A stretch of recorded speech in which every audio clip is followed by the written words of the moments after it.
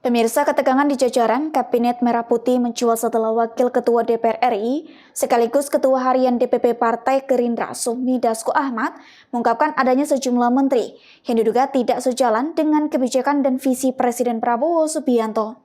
Dasko dalam pernyataannya di gedung DPR pada Jumat 7 Februari ini hari mengaku mendengar kabar bahwa beberapa menteri di kabinet yang dipimpin oleh Presiden Prabowo Subianto tampaknya memiliki perbedaan pandangan.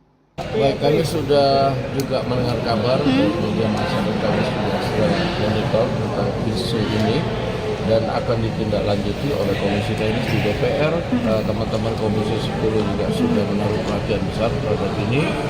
Kita minta pekan depan Komisi 10 akan membahas dengan kementerian terkait. Nanti soal kemarin Menteri Keuangan memastikan bahwa gaji 13 untuk ASN dipastikan akan cair. Nanti di tengah efisiensi bagaimana tanggapan dari pimpinan? Sebenarnya memang tidak ada rencana pemotongan gaji ke-13 karena efisiensi yang dilakukan itu hanya untuk mencakup beberapa hal yang memang mesti diefisiensi dan sebenarnya tidak hal yang urgent untuk dianggarkan. Kalau gaji 13 itu hal yang penting. Untuk kayak hasil sampel kemarin kan belum ada berita yang tidak sirah. Apakah akan dijalankan untuk evaluasi presiden seperti apa ya?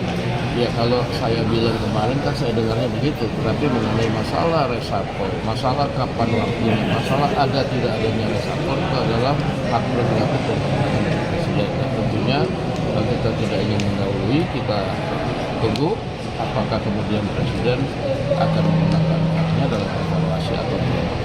Menjelaskan tapi kan memang di 100 hari kerja ini menteri yang viral gitu, Cibujen yang kemarin kemudian ada si Saiful juga yang jadi polemik viral gitu.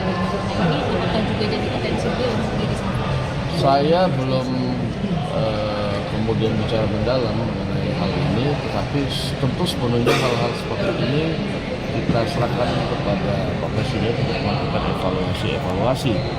Jangan nanti hasil wawancara ini nanti disampaikan oleh DPR mendorong evaluasi menteri ini atau menteri itu, kan ini dari gara-gara pengamatnya. Bang, tapi sejauh ini yang nggak seirama itu sudah sering dievaluasi nggak sama Pak Prabowo? Gimana? Yang nggak seirama ini sejauh ini sudah dievaluasi atau bagaimana? Ya, jadi saya dapatkan informasi soal yang tidak seirama. Ya, saya tidak tahu apakah evaluasinya itu sampai dengan reshuffle atau cukup dengan teguran kan presiden. Bang, terkait dengan revisi, apakah revisi tatip, apakah nanti mendapatkan atensi dari Pak Prabowo? Jadi kan revisi tatip itu kan hanya berlaku internal untuk mendorong kinerja pengawasan. Dan yang saya bingung kan ini kok sampai kemudian di sini kita bisa macam si A, si B, pimpinan. Padahal itu revisi tatip itu hanya untuk melengkapi hal yang sudah dituangkan dalam tatip dalam fungsi pengawasan DPR. Dan itu kan bukan undang-undang.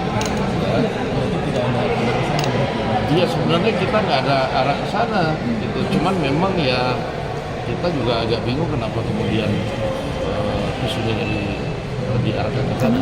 Kalau reaksi kenapa dengan tanggapan kritikan yang dari informasi terkait Kenapa?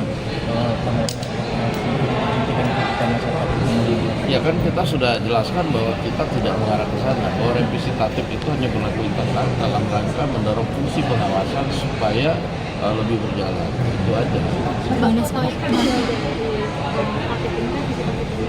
ada fit and proper test yang Gimana? misalnya setelah ada revisi tatip ini kemudian DPR melakukan fit and proper test kepada pejabat-pejabat. Nah ini hasilnya apakah harus Di tatip itu nggak ditulis pejabat negara loh. Iya makanya. Jadi ini kan sebenarnya kan nyambung dari pasal sebelumnya terhadap calon yang sudah di fit and proper kan begitu. Nah, jadi pertanyaannya apa tadi? Jadi saya mesti betulin dulu loh itu. Jangan sampai kemudian karena begini. Kalimat-kalimat yang nggak pada tempatnya itu yang membuat kemudian masyarakat konotasinya kan menjadi berbeda. kan ini misalnya ini kan dengan revisi tatip ada evaluasi. terhadap Rekomendasi. terhadap calon-calon yang sudah di fit and proper kan Bang, dan itu kan mendapat rekomendasi. Nah, rekomendasinya ini bagaimana nanti setelah dikembalikan lagi ke instansi atau misalnya ke Begini, presiden? jadi tatip itu sebenarnya kan begini, tatip itu adalah kemudian untuk internal. Ya. Internal kemudian hasil dari fit and proper itu kan selama ini dalam fungsi pengawasan DPR itu kemudian tidak ada tindak lanjut. Nah, tatip ini kemudian mendorong supaya kemudian fungsi pengawasan lebih ditingkatkan, bukan kemudian langsung kemudian mengevaluasi, langsung kemudian melakukan fit and proper, langsung kemudian memberikan rekomendasi penggantian, nggak begitu. Ini ada mekanisme-mekanisme, terutama memang dari sisi monitoring administratifnya dan pelaksanaan tugasnya, paling begitu. Berarti rekomendasinya nggak mengikat keluar ya Bang, ya? Meluruskan gitu. Iya, jadi kita mungkin sekedar nanti hasilnya menyarankan kepada pemerintah, menyarankan kepada institusi yang orangnya dilakukan evaluasi untuk kemudian diambil langkah yang dianggap perlu menurut mereka. Bang Resko, apabila masyarakat Iya, betul. Bang Resko, Iya, jadi tolong itu ditulis menguatkan fungsi internal DPR gitu loh. Karena begini, ada di satu institusi itu hasil itu di fit orangnya itu di fit and proper kira-kira 20 tahun yang lalu. Hasil fit and proper itu kan terus nih menjabat terus karena kebetulan usia pensiunnya tuh masih lama. Nah, tapi kita dapat informasi dan juga kemudian setelah kita cek udah kesehatannya nggak bisa menjalankan tugas, kan itu kan lebih bagus kalau kemudian institusi itu mengambil langkah mencari orang yang lebih tepat ya. Nah, yang seperti itu yang kemudian kita evaluasi, kita berikan saran misalnya begitu, karena itu hasil fit and proper yang kita lakukan pada waktu itu.